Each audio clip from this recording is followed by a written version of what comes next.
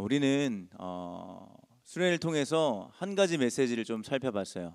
우리가 잘 살 수 있는 방법. 그 잘 사는 방법이 뭐라고 얘기했나요?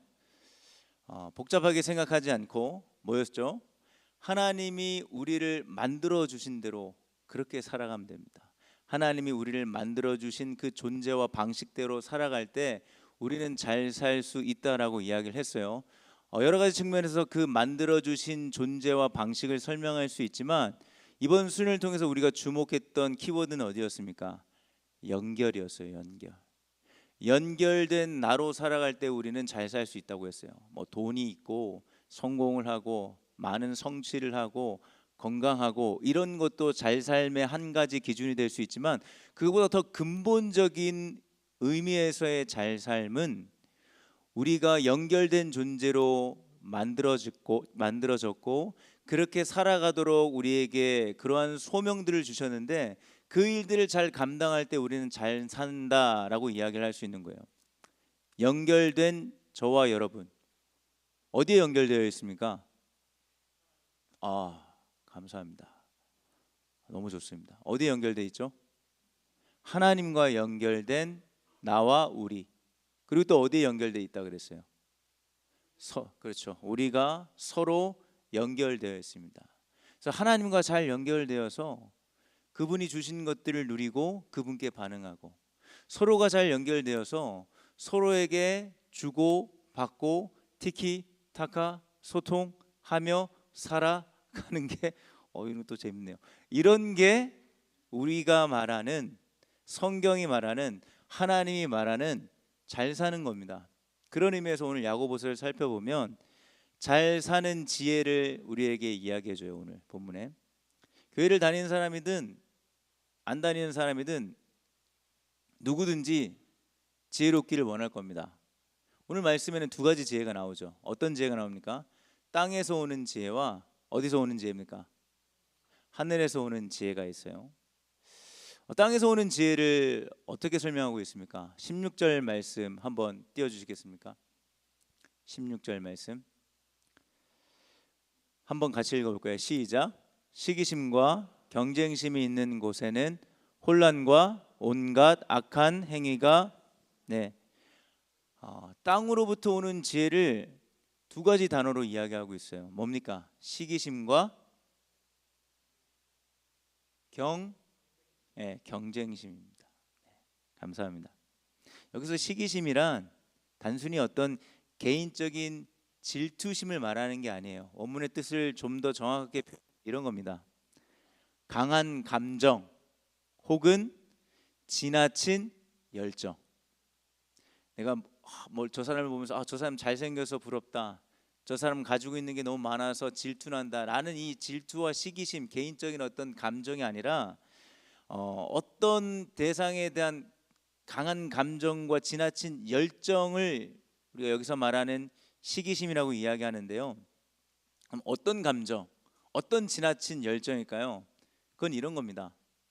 내 의견을 상대에게 지나치게 강요하거나 끝까지 밀어붙이려고 하는 나의 감정과 열정을 말하는 거예요. 왜 이렇게까지 내 의견을 상대에게 남에게 강요하는 걸까요? 그리고 이것이 왜 땅으로부터 오는 지혜라고 얘기할까요? 이 지혜는 이렇게 하는 지혜의 목적은 궁극적으로 다 한 길로 통하게 되는데요. 어떤 목적이 있습니까? 내 의견을 누구에게 끊임없이 관철시키고 그것이 뭐 가스라이팅이든 내가 가진 힘으로 통제를 하든 어떤 방식이든 계속 지나친 감정을 주입하고 지나친 내 열정을 내 에너지를 막 쏟아붓는 이 행위들을 멈추지 않는 이유는 궁극적인 이유는 단 하나예요. 내 이익을 위해서입니다. 그 이익이 뭘까요? 그 이익의 의미는 사실 다양하거든요. 기본적으로는 돈 되는 것, 물질적인 어떤 무엇을 얻기 위해서 내가 지나치게 내 것들을 어필하고 강요하고 내 강요에 동의를 구하고 인정받기를 원할 수 있어요. 근데 단순히 이익이라는 건 돈과 물질에 국한된 것은 아닙니다. 이런 것도 다 이익이에요. 내가 이렇게까지 열정적으로 과한 에너지를 쏟는 것의 궁극적인 이익은 이를 통해서 뭐예요? 많은 사람들에게 내가 인정을 받거나 지지를 받는 것, 아니면 뭐죠? 내가 이렇게까지 열을 올려 이야기하는 이 이야기들이, 이 주장들이 내가 옳다라는 것을 증명하는 것, 이 모든 것도 이익에 들어가는 것이죠. 그리고 이러한 이익을 얻기 위해서는 우리는 과도하라 그랬잖아요. 여기서 강한 감정, 지나친 열정을 시기심이라고 얘기했듯이 얌전하게 표현하지 않습니다. 때로는 과하게 우리의 말이 거칠어지기도 하고요, 우리의 태도가 매우 공격적이 될 수도 있습니다. 이렇게 함으로써 생기는 사람과 사람 사이의 관계에서의 갈등들이 깊어지기도 하고 다투기도 하고 마음의 상처를 입거나 받기도 합니다. 그렇다면 이 땅으로부터 오는 지혜가 아닌 위에서부터 오는 지혜는 어떤 지혜를 이야기할까요? 우리 17절 18절 말씀 한번 더 띄워주시겠습니까? 한번 같이 읽어보도록 하겠습니다. 시작. 그러나 위에서 오는 지혜는 우선 순결하고 다음으로 평화스럽고 친절하고 온순하고 자비와 선한 열매가 풍성하고 편견과 위선이 없습니다. 정의의 열매는 평화를 이루는 사람들이 평화를 위하여 그 씨를 뿌려서 거두어 들이는 열매입니다. 여러분들, 하나님 위로부터 오는 지혜의 특징을 한마디로 압축하면 어떤 단어인지 아세요? 평화입니다. 여러분, 하나님께서 주시는 하늘로부터 오는 지혜는 평화예요. 그래서 하늘로부터 온 지혜로운 사람은 어떤 사람입니까? 라고 물으면 이렇게 대답할 수 있어요. 다른 사람들과 평화롭게 지내는 사람이 지혜로운 사람입니다 라고 이야기할 수 있는 거죠. 그리고 이 평화롭기 위해서 17절에 그 다양한 그 평화를 이루기 위한 프로세스들이 하나씩 나열되고 있는 거거든요. 순결, 친절, 온순, 자비, 선한 열매가 필요하다고 얘기해요. 반대로 필요 없는 것도 있었죠. 뭐가 필요 없었습니까? 편견과 위선. 이것은 평화를 이루는 데 있어서 불필요한 것들입니다. 그리고 마지막으로 마무리를 어떻게 하고 있어요? 이 평화는 그냥 말로만 좋은 게 좋은 식으로 평화롭다, 평안할지어다, 너의 삶에 하나님의 평화가 가득하길 바래, 이걸로 끝나는 평화가 아니에요. 그건 거짓입니다. 진짜 평화가 이루어지려면 가장 디폴트 값이 뭐죠? 불의가 없어야 돼요. 여러분들, 정의로워야 한다고요. 그래서 18절의 엔딩이 그렇잖아요. 불의가 가득하면 그 평화는 말뿐인 평화, 가짜입니다. 정의가 바로 세워질 때, 불의가 사라질 때 진짜 평화가 시작된다라고 이야기하고 있거든요. 사실 우리의 인류의 역사가요, 죄로 망가진 이후의 세상은 끊임없이 평화보다는 끝없는 갈등의 연속이었습니다. 성경의 창세기부터 아담과 하와가 죄를 짓는 이후로부터 지금까지 보십시오. 인류 역사가 끊임없는 갈등의 연속의 역사였어요. 그리고 이 모든 갈등의 핵심은 아까도 얘기했지만 이익에 있어요. 누구의 이익입니까? 남의 이익? 아니죠. 자신의 이익입니다. 그래서 내 이익, 내가 중심이 되어버리고 싶은 이 욕심이, 우리 야고보에서 늘 고백했던 중요한 고백이 있잖아요. 욕심이 잉태한 즉 죄를 낳고 죄가 장성하면 뭘 낳습니까? 사망을 낳아요. 이 사망이 꼭 우리의 육체적인 생물학적 죽음만을 의미하는 게 아니라 끊임없는 갈등으로 인해서 우리는 오늘도 상처를 주고 받고 무기력해지고 무너지고 또 무너지고 자빠지는 일들을 우리의 일상 속에서 끊임없이 반복해서 세상 속에서, 그리고 우리 안에서도 경험하게 된다는 겁니다. 여러분 생각해 보세요. 세상이요, 세상이, 땅이 말하는 지혜는 어쨌든 내 걸 어필해서 내가 얻고자 하는 것이, 그것이 무엇이든 간에 얻기 위해서 수단과 방법을 가리지 않고 과한 열정과 과한 감정을 쏟아붓는 게, 야, 이게 지혜야 라고 이야기해요. 그래서 경쟁에서 이겨야 돼요. 어필해서 내 어필이 인정이 되고 납득이 되고 지지가 되고 칭찬이 되고 그것으로 인한 어떤 결과물을 얻어야 참 지혜롭다라고 말하는 세상이에요. 이런 세상이 철저히 당연히 타인 중심으로 돌아갈 수 없죠. 내 이익, 자기 중심으로 돌아가길 바라며 내 이익에만 집중하며 살아가는 사람들이 모여 있다고 생각해 보세요. 평화로울 수 있을까요? 평화로우면 이상한 거죠. 평화롭다라고 얘기하면 그것은 가짜인 거죠.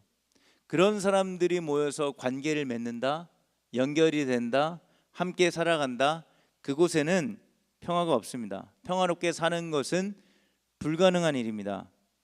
내가 중심이 되려고 하고 결국 잘해주든 공격적이든 어떤 형태로 드러나든 간에 내 이익을 위한 것으로 우리가 부단히 모든 관계를 맺으려고 할 때 그 모든 관계의 현장은 뭐예요?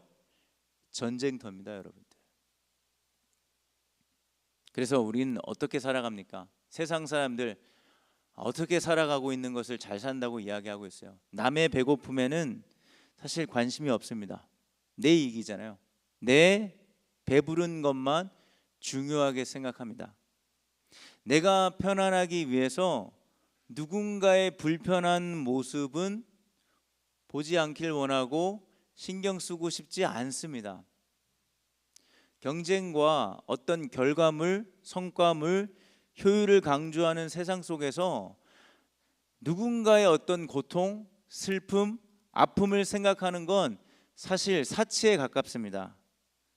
그러다 보니 내 마음이, 내 생각이, 내 감정이 점점 무뎌져 가는 우리의 모습을 발견하게 돼요. 평화를 원합니까? 라고 제가 물어보면 여러분들 뭐라고 대답하실래요? 그렇죠. 근데 정작 평화를 위해서 해야 할 일은 주저하는 게 우리입니다. 누구나 평화를 원한다고 얘기를 해요. 내 삶에 평화가 임하길 원하고 너와 내 사이에서, 직장 동료 사이에서, 가정에서, 일상에서 하나님이 주신 이 평화를 누리기를 원합니다. 평화롭기를 원합니다. 원합니까? 네 라고 하지만 정작 내가 평화를 위해서 하고 있는 것은 미비하거나 아무것도 안 할 때가 많습니다. 무언가를 하기는 부담스러운 것이죠. 우리는 세상 속에서 이 세상이 말하는 지혜에 익숙해졌습니다. 그냥 내 이익을 위해서 어떻게든 어떤 형태의 경쟁이든 그 경쟁에서 이기는 것이 지혜라며 살아온 방식에 너무너무 익숙하게 살아왔어요. 하지만 하늘에서 오는 하나님이 주시는 지혜는 정반대입니다. 이기기 위한 어떤 방식, 방법, 노하우 그런 것이 지혜라고 얘기하지 않고 함께 살아가기 위한 것들이 지혜다라고 말씀해요.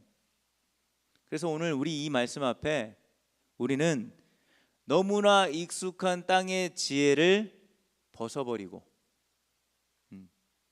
자유케 하고 자유로워지고 우리 모두가 오늘 이 시간 무엇을 구해야 되겠습니까? 하늘의 지혜를 우리가 함께 구해야 되지 않겠습니까? 우리가 하늘의 지혜를 당당하게 구할 수 있는 건 어떤 이유일까요? 야고보서 맨 앞부분에 한번 살펴봤던 거 기억나시는지 모르겠어요. 하나님이 어떤 분이시죠? 하나님은 누군가가 자신에게 지혜를 구할 때 어떻게 하시는 분이라고 했어요? 후히 주시고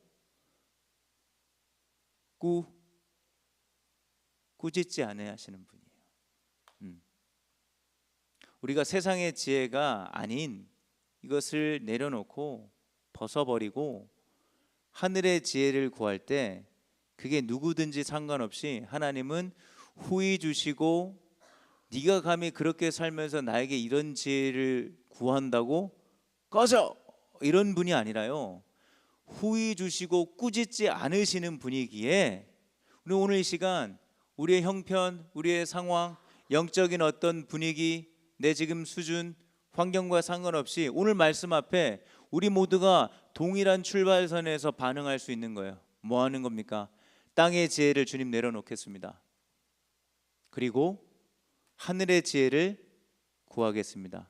당신은 후히 주시고 꾸짖지 않는 분위기에 이 믿음으로 주님 앞에 내가 이 시간 그리고 우리가 함께 구하겠습니다 라는 거예요. 이렇게 지혜를 구할 때, 이렇게 기도할 때 우리의 삶의 구체적인 하나님이 주시는 지혜와 관련된 삶의 결실들을 맺어갈 수 있습니다. 제가 기도에 대한 이야기를 앞서 했을 때 기도의 참된 완성은 뭐와 함께하는 기도라 그랬습니까? 뭐가 있어야 한다 그랬어요? 행동이 있는 기도라 그랬잖아요. 네. 야고보서에서 계속 강조하는 것은 내가 기도하는 것, 물론 여러분들이 입술로 기도하는 것도 행동이기에 기도를 그렇게 시작하는 것도 이미 행함이 있는 기도의 시작일 수 있어요. 근데 말로만 계속 기도하고 끝나는 지체들에게 이야기하는 이야기입니다. 그렇다면 다음 기도로 넘어가야죠. 우리의 기도가 더 깊어져야 되지 않겠습니까? 우리가 지혜를 구한다고 할 때, 땅의 지혜가 아닌 하늘의 지혜를 구한다고 할 때 우리의 삶에 어떤 행동을 하면서 기도해야 우리는 하늘로부터 오는 지혜를 누리고 경험하고 깨달을 수 있을까요? 그게 17절에 나오는 다양한 삶의 결실물들이에요. 시간 관계상 오늘 다 살펴볼 수 없지만 우리가 제일 처음 거는 우리가 좀 살펴봤으면 좋겠어요. 우리가 어떻게 기도해야 합니까? 순결하며 기도해야 돼요, 여러분들. 17절에 제일 처음에 나오는 순결.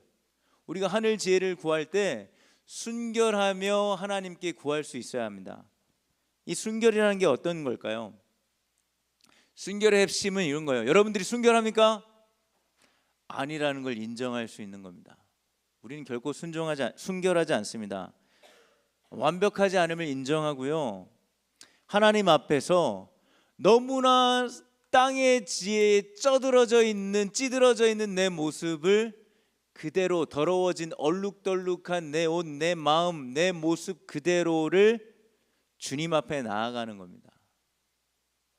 주님 앞에 내 있는 그대로의 모습을 드리는 거예요. 나의 이기적인 모습, 내 중심적인 생각과 말과 행동들, 내 이익에만, 그 이익은 여러분들 다양하겠지만 결국 내 이익인 거잖아요. 어떻게 말로 하고 어떻게 포장하더라도 내 삶의 플러스가 될 수 있는 어떤 이익들에게만 집중하며 애쓰고 살고 있는 내 모습을 정직하게 누구에게 고백하는 거? 하나님께 고백하는 것을 뭐다라고 얘기한다고요? 순결이라고 얘기하는 거예요. 여러분들 잘 아는 요한 1서 1장 9절에 이런 말씀이 있습니다. 띄워주십시오. 한번 같이 읽어볼까요? 시작. 우리가 우리 죄를 자백하면 하나님은 신실하시고 의로우신 분이셔서 우리 죄를 용서하시고 모든 불의에서 우리를, 이게 순결의 포인트예요. 뭡니까? 우리 스스로는 결코 순결할 수 없습니다. 여러분들 암만 노력해도 순결해질 수 없어요. 누구만이? 하나님만이 우리를 어디에서? 모든 불의에서 깨끗하게 해주실 수 있습니다. 어떻게 할 때요? 여러분들이 진실하게 고백할 때요. 땅의 지혜에 쪄들어서 살아가는 내 모습을 하나님 앞에 진실하게 고백하면 우리는 순결해질 수 있습니다. 여전히 우리의 삶은 어떻죠? 갈등 속에 피해자 혹은 가해자로 살아갑니다. 거기에 어떻게 해요? 지쳐 있어요. 화가 나기도 합니다. 나도 그렇게 살아갈 수밖에 없다라고, 어쩔 수 없다라면서 살아가요. 이게 때로는 아닌 것 같다라는 걸 알지만 남들도 다 똑같이 살기 때문에 거부하기 어렵습니다. 그래서 정말로 하나님이 우리에게 주시는 이 하늘로부터 오는 지혜를 외면하며 땅의 지혜를 붙들며 살아갔던 우리의 모습을 주님께 그대로 드릴 수 있어야 해요. 주님은 그럴 때 주님 어쩔 수 없잖아요. 제 상황을 보세요. 혹은 주님 알지만 이렇게 살다간 저 못 살 것 같아요.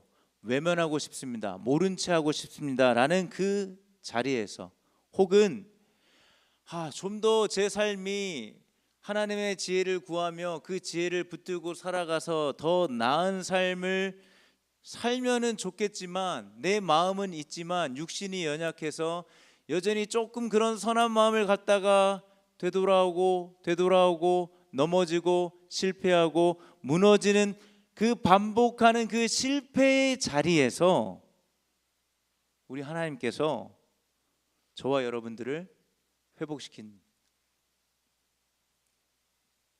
여전히 우리의 힘겨운 자리 속에서 동시에 우리가 우리의 모든 죄를 주님께 자백할 때 주님은 신실하시고 전능하시기에 우리의 모든 불의에서 깨끗게 해 주실 것이에요. 그 증거가 뭐죠? 평화입니다. 주님께서 우리를 깨끗게 해 주실 때 저와 여러분들 마음 안에 지금 여러 가지가 차여 있잖아요. 그렇지 않아요? 여러분들이 여러 가지 생각과 고민과 복잡스러움들이 가득가득 채워져 있을 겁니다. 그리고 여러분들이 원하는 것들을 채우고 싶어 할 겁니다. 근데 그런 것들이, 버려야 할 것들이 버려지는 것 잘 안 버려지겠죠. 채워야 할 것들이 채워지는 것도 안 채워지지만, 그렇게 부단히 살아가는 여러분들의 삶 속에 이런 내 모습을 아버지 솔직히 주님 앞에 내어드리며 당신이 원하는 지혜로운 삶으로 살아가길 원합니다라고 고백하는 그 삶의 현장, 여전히 삶의 어떤 관계나 현장이나 여러분들이 마주하는 상황이 갑자기 그렇다고 해서 하나님이 스위치 끄고 켜는 것처럼 딱 이렇게 바꿔주시진 않더라도 그 자리가, 그 고통의 자리가, 그 답답한 현실이 동시에 하나님께서 회복해 주시는 자리로 변하게 된다고요. 그리고 그 증거가 뭐라고요? 샬롬입니다. 세상이 줄 수 없고 알 수 없는 마음의 평안함으로 여러분들이 지금 갑갑하고 두려워하고 불안해하고 억눌려 있고 자유치 못하고 무언가 붙들려 살아가는 그 곳에서 평안함을 누리게 되는 거예요. 우리가 이 평안을 누릴 때 우리는 다음 단계로 넘어갈 수 있습니다. 그냥 이 평안만 누리고 하나님 여기가 좋습니다, 지금 이 상황이 그냥 저에게 딱 좋습니다, 덜도 말고 도도 말고 그냥 이 상태만 유지해 주십시오가 아니라, 우리가 이 평화 안에서 다음 단계로, 다음 과정을 우리가 함께 나아가야 해요. 그게 뭡니까? 나와 너, 계속 얘기하는 거예요. 하나님과 연결된 우리가 누릴 수 있는 하늘 지혜로부터 오는 핵심의 이 평화를 누리고, 동시에 하나님께서 그리스도의 몸으로 연결시켜 주신 우리 안에서 나와 너 사이를 새롭게 세팅할 시간이 온 거예요, 여러분들. 사실 주님이 주시는 평화가 없다면 나와 너를 새롭게 세팅하는 건 불가능에 가깝고, 그리고 이것을 부단히 애쓰는 사람일수록 시험에 들 일이 더 많아질 겁니다. 순서가 정확해요. 명확합니다. 물론 우리가 삶이 꼭 이 공식대로 이렇게 한 후에 이렇게 되진 않아요. 그러나 논리적인 순서를 제가 말씀드리는 거예요. 하나님의 평화로 우리 안에 채워지기 시작할 때 우리가 연결된, 하나님께서 연결시켜 준 나와 너 사이의 관계를 새롭게 시작할 수 있어요. 그 새롭게 시작하는 것 가운데 우리가 행함이 있는 믿음이라 그랬잖아요. 하나님과 연결되어 있습니다, 저는 이것을 믿습니다. 그 믿음이 야고보서는 뭘로 드러난다는 거예요? 행함으로 드러난다는 거잖아요. 그랬을 때 우리가 새롭게 시작하는 첫 걸음을 뭐라고 이야기할 수 있을까요? 다시 17절에 보면 여러 가지를 다 설명할 수 없어요. 시간이 많지 않으니까요. 그러나 저는 오늘 여러분들과 딱 한 가지를 주목했으면 좋겠어요. 나와 너 사이에서 연결됐을 때 하나님이 주신 평화를 가지고 우리가 도전해야 할 영역, 그것은 17절에 친절입니다. 뭐라고요? 친절. 친절을 뭐라고, 여러분들 나름대로 정의를 가지고 계시겠죠. 근데 저는 이 친절을 이렇게 정의하면 좋을 것 같아요. 친절은요, 그 친절의 시작은요, 친절의 모습은 다양하게 드러날 수 있겠죠, 그렇죠? 근데 저는 그 친절의 시작을 좀 이야기하고 싶은데, 우리의 친절의 시작은 호기심입니다. 타인을 향한 호기심을 다시 회복하고 다시 시작하는 것. 조금 전까지 땅의 지혜로 가득한 우리는 내 안에 뭐만 있어요? 나밖에 없습니다, 여러분들. 철저하게 나, 내 가족, 내 자식, 나의 부모님, 내 앞으로 해야 할 일들 가운데 해결해야 할 것들로 꽉꽉 눌러 담겨져 있는, 꽉 차 있는 나예요. 근데 하나님과 연결되어서 하나님이 우리를 모든 불의로부터 깨끗게 자유케 해 주실 때 우리는 그 모든 것으로부터 자유함을 누리게 되며 상대방을 볼 수 있는 여유가 생기거든요. 이게 은혜라고요. 근데 이 은혜의 반응으로 우리가 할 수 있는 첫 번째 걸음이 새롭게 시작하는 관계라 그랬잖아요. 하나님께서 연결시켜준 우리 사이에 그 첫 반응이 뭐냐면 궁금해진다고요. 진태기가 궁금해지네. 제가 수없이 진태기에 대한 얘기를 진태기보다는 진태기 주변 사람들이 진짜 많이 듣는 친구 중에 한 친구거든요. 진태기가 이렇다 저렇다. 네. 근데 그것만 듣고 진태기는 그래 하고 끝이 아니라 하나님께서 내게 은혜를 부어주시면 진택에 대한 호기심이 생긴다고요. 여러분들도 마찬가지입니다. 지금 이 많은 인원들에게 한 사람 한 사람에게 다 한다는 건 전 불가하다고 생각해요. 적어도 목장 단위 안에서 하나님께서 연결시켜 주신 목원들 사이에서 목원들이 궁금해지기 시작하는 거예요. 특히 이슬, 오랫동안 잘 봐왔다고 해서 다 알고 있다고 생각하는 그거 착각입니다. 부부도요, 평생 알아가는데 여러분들이 그 목원들 이슬 친구들 얼마나 잘 알겠어요. 그저 비슷한 상황에서 비슷한 모습이 직면됐을 때 반복적으로 드러나는 것에 익숙함이 더 정확한 표현 아닐까요?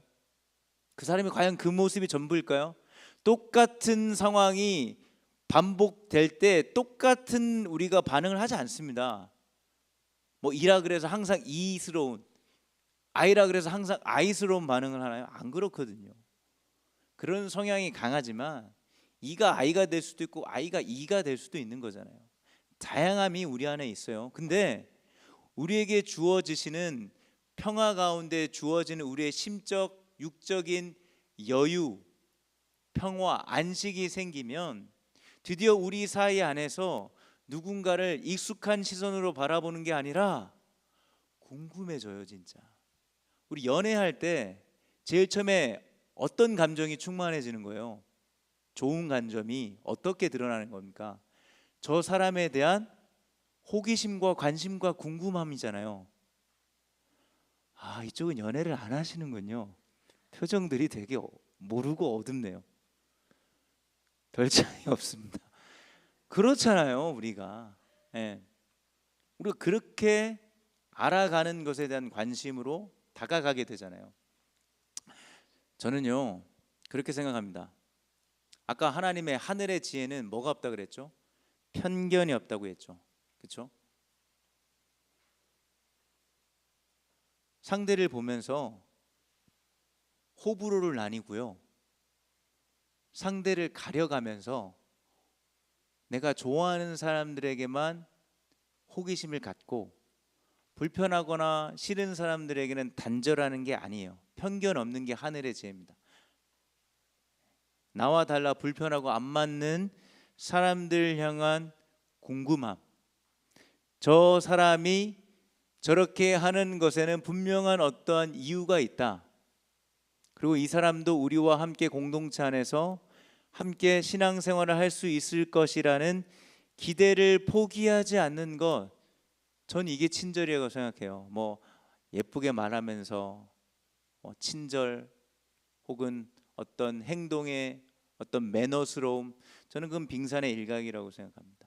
그리고 이러한 것들이, 이러한 대상들이 우리 최소 목장 안에서 목원들끼리 한 명씩 한 명씩 나의 그런 울타리와 나의 어떤 인간관계의 경계선을 조금씩 넓혀가는 그 가운데 저는 우리 공동체의 놀라운 변화가 시작될 줄 믿습니다.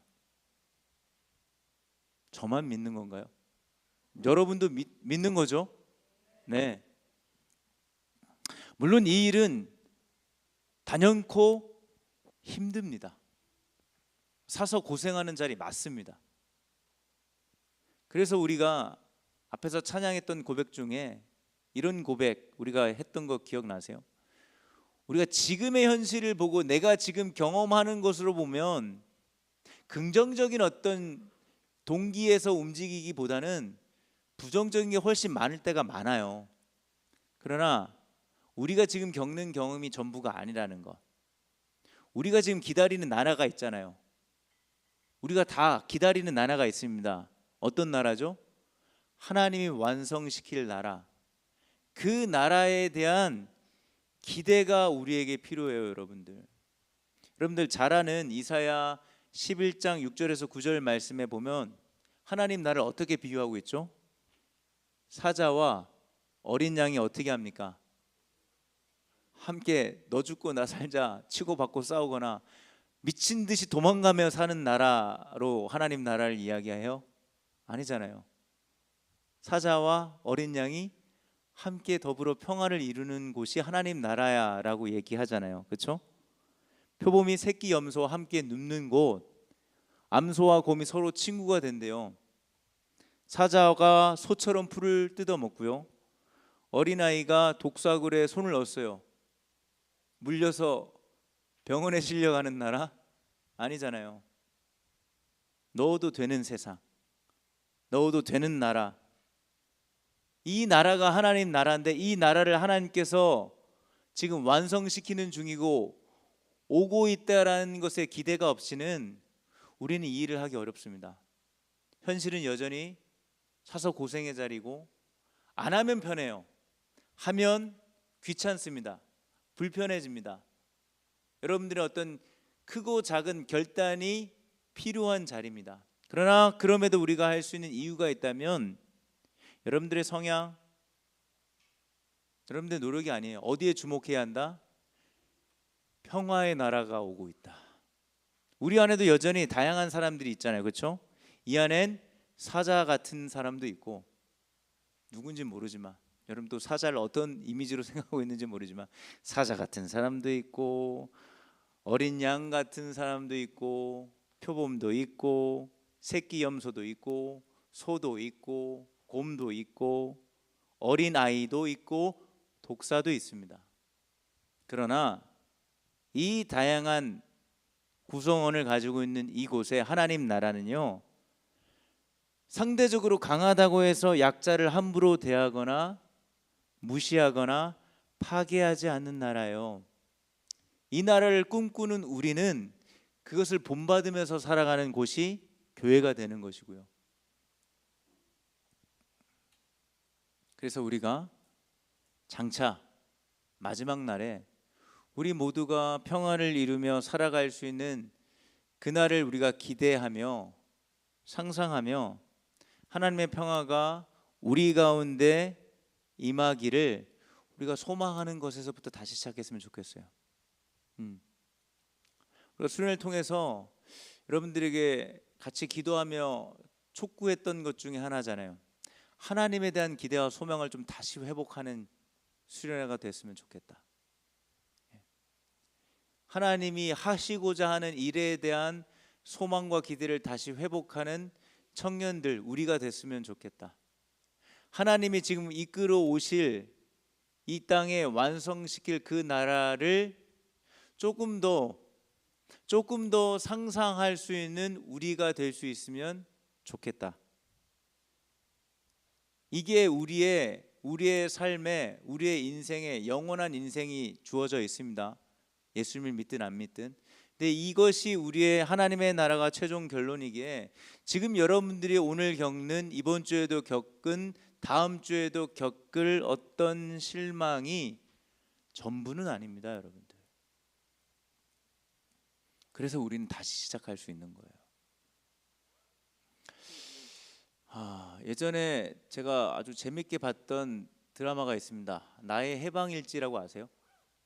예. 아는 사람은 알고 당연히 모르는 사람은 모르겠지만 저는 이 영화, 이 드라마, 이 전작이 나의 아저씨라는 드라마입니다. 네, 어쨌든 재밌게 본 기억이 있는데 거기에 여러 명대사가 있습니다. 그 중에 하나가 이런 말이 있어요. 나를 추앙해요. 기억이 나시는지 모르겠습니다. 드라마 보신 분 중에. 추앙이란 말은 여러분들 쉬운 표현으로 바꾸면 응원이라는 단어로 바꿀 수 있을 거예요. 나를 응원해요 라는 말인데, 이 응원해요라는 이 맥락이 어떤 맥락에서 이야기하는 거냐면 아무 조건 없이 응원해 달라는 얘기예요. 아무 조건과 요구 없이, 어떤 기대 없이 응원하기 시작하면 내가 실망할 일이 있을까요, 없을까요? 없겠죠. 그렇죠. 그 사람이 어떤 반응을 하든. 예. 근데 이런 관계 속에서 그 드라마가 주는 메시지는 그거였어요. 이런 관계가 될 때 그 관계 안에 절대 바뀔 수 없는 현실의 답답함이 있습니다. 뭐 다 설명할 수는 없지만 바뀌지도 않아요, 실제적으로. 근데 그렇게 응원해 주는 한 사람과의 만남과 관계가 될 때 그 사람이 변화되는 것이 그 드라마의 핵심 메시지 중에 하나입니다. 우리도 마찬가지죠. 우리도 늘 비교하면서 살아갑니다. 누가 나보다 나은지, 나보다 뒤처지는 사람은 누군지 신경 쓰며 그 속에서 배 아플 때도 있고 부러울 때도 있고 자랑할 때도 있지만 아닌 척하며 괜찮은 척하며 삽니다. 그 속에서 우리는 겉은 어떨지 모르지만 속은 굶을 때도 많고 지칠 때도 많아요. 이런 삶에서의 해방 혹은 구원은 비교와 평가가 아닌 응원하고 채워지는 것으로 시작되는 겁니다. 여러분들 이렇게 얘기할 수 있을 거예요. 내 인생이, 여지껏 살아온 내 인생이, 나는 정말 한 번도 누가 나를 제대로 응원해주고 채워준 적이 없다라고 이 이야기를 들으면서 반감하고 분노하실 분이 이 안에 있을지도 모르겠습니다. 그런 여러분들에게, 그리고 각자에게 뭐 그 분노와 아쉬움의 정도는 다를 수 있겠지만 그런 여러분들에게 이렇게 질문하고 싶어요. 그러면 여러분들은요? 여러분들은 과연 누군가를 한 번이라도 제대로 응원해주고 제대로 채워준 적이 있으십니까? 우리가 이렇게 할 수 있고 이것이 구원의 어떤 과정이라고 제가 담대하게 이야기할 수 있는 이유가 뭘까요? 하나님이 여러분들을 그렇게 하고 계십니다. 지금 하나님이요, 여러분들을, 저와 여러분들을 아무 조건 없이 아무 대가를 바라지 않으며 응원하고 추앙하고 채워주시는 분이라고요. 이 안에서 우리도 이러한 존재로 바뀌어지고, 그렇게 바뀌어진 너가, 내가 너를 만나서 그렇게 관계를 맺기 시작할 때 이 가운데 뭐가 임한다? 평화가 임하는 거예요. 여러분, 뭘 이루고 가지고 채워서 평화가 이루는 게 아니라요. 그거는 엄청난 피라미드 구조잖아요. 엄청난 경쟁 구조잖아요. 모두가 다 누릴 수 있는 평화 아닙니다. 그걸 성경에서 지혜라고 얘기하고 있지 않아요. 그게 이제 곧 올 내 나라다라고 얘기하셨으면 여러분들 삶의 방식 지금 바꿔야 됩니다. 제가 이야기한 거 다 듣지 말으셔야 돼요. 더 열심히 경쟁하고 시기심을 가지고 나의 과한 감정과 나의 과한 열정으로 어떻게든 내 수많은 이름의 이익을 위해서 더 부단히 영혼을 갈아서 힘써야 하겠죠. 근데 우리가 마주해야 할 마지막 나라는 그런 나라가 아니래요. 또 어느 순간 현실이 하나님 나라를 압도해 버렸어요. 하나님 나라가 우리의 삶과 우리가 경험하는 것을 압도해야 되는데 뒤집어졌고, 이 뒤집어지는 게 웬만해서는 잘 안 뒤집어지는 것 같아요.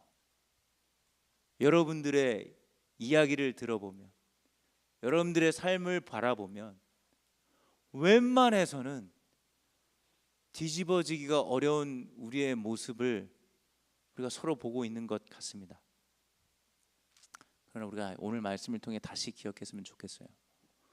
우리가 마지막으로 마주할 그 영원한 나라는 지금의 이 세상이 아닙니다.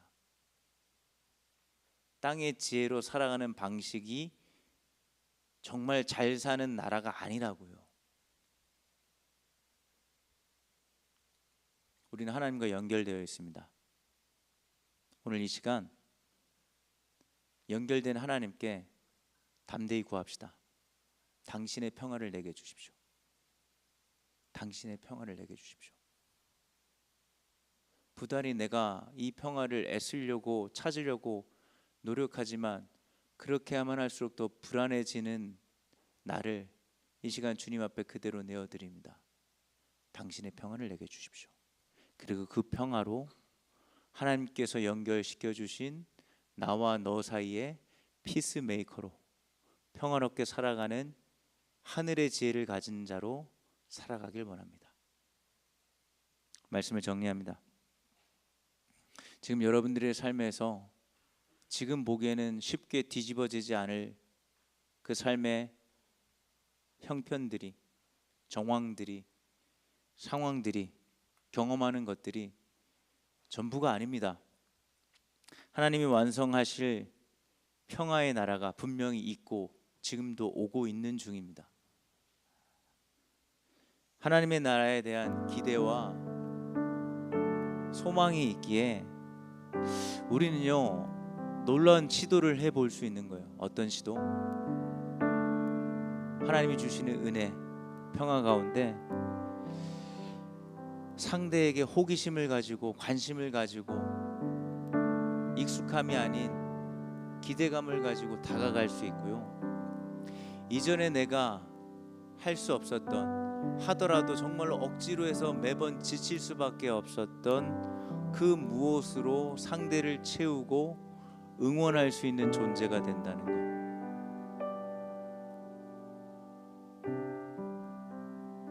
당장에 이렇게 해서 어떤 반응이나 결과가 우리의 눈으로 확인할 수 있으면 좋겠지만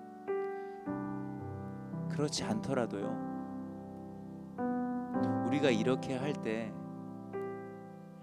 우리 사이에 서로 무관심으로 꽉 차 있던 나와 너 사이에 보이지 않는 틈이 생길 겁니다. 보이지 않는 틈.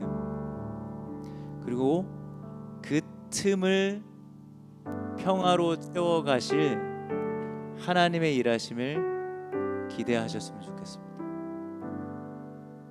우리는 세상에 줄 수 없고 알 수 없는 하나님께서 주시는 지혜를 이미 알고 얼마든지 구할 수 있는 존재들입니다. 세상은 경쟁에서 이겨야 하고 자신을 드러내야 하고 자랑해야 하고 인정과 칭찬받는 방법을 이게 지혜지라고 말하지만 하나님의 지혜는 초지일관, 너가 만나는 사람들, 만나야 하는 사람들과 함께 평화롭게 사는 이 일에 내가 너를 불렀다. 그럼 이렇게 질문할 수 있습니다. 끝으로, 지금 이렇게 살면 망할 것 같은데요. 지금도 간당간당한데 땅의 지혜를 버리고 하늘의 지혜를 붙들고 산다고요? 딱 망할 것 같은데. 그럴 때 오늘 이 말씀을 우리가 기억했으면 좋겠습니다. 하나님이 이렇게 말씀하십니다. 고린도전서 1장 25절 말씀인데요, 함께 읽어봅시다. 시작. 하나님의 어리석음이 사람의 지혜보다 더 지혜롭고 하나님의 약함이 사람의 강함보다 더 강합니다. 인간의 지혜가, 세상의 지혜가 뭐 AI 시대에 정말 뭐 하나 딱 치면 바로바로 나오는 이러한 시대에 이것들이 아무리 뛰어나고 대단하다고 해도 하나님의 어리석음보다 뛰어날 수 없습니다. 이 지혜로 우리가 살아가길 바랍니다. 사랑하는 청년 여러분, 이 하늘의 지혜로 우리가 다시 살아나기를, 다시 살아가기를 소망합니다. 혼자는 어렵습니다. 자신이 없는 일이 당연하죠. 두렵습니다. 그러니 우리가 함께 이 지혜를 구하고요, 붙들고요, 우리가 함께 살아갑시다. 지혜를 통해 주시는 하나님의 평화가 우리 새벽이슬 공동체, 은혜의 샘물 공동체 가운데 가득히 흘러 넘쳐서요, 이번 한 주 여러분들이 마주하는 여전히 전혀 변화될 것 같지 않은 그 일상 가운데서도 하나님의 평화가 흘러 넘쳐 여러분들 일상 가운데서도 하나님이 주시는 평화를 맛볼 수 있기를 예수님의 이름으로 축원드리겠습니다. 함께 찬양했으면 좋겠는데요, 우리 내는 주의 영광을 보내라는 찬양입니다. 우리 어떤 영광을 좀 봤으면 좋겠습니까? 그냥 추상적으로 고백하는 것이 아니라, 하나님, 오늘 이 예배 가운데 제가 이 예배 현장이 우리의 인생에서, 우리의 삶에서 가장 소중한 시간과 장소라고 말씀드렸잖아요, 수련을 통해서. 왜요? 하나님과 연결되는 걸 확인하는 시간이니까. 하나님과 연결된 하나님께서 우리에게 평안을 주시는 그 자리가 영광입니다. 우리가 그 영광스러운 일들을 우리가 바라보며 기대하며 우리 이 찬양 함께 고백하며 나아갔으면 좋겠습니다.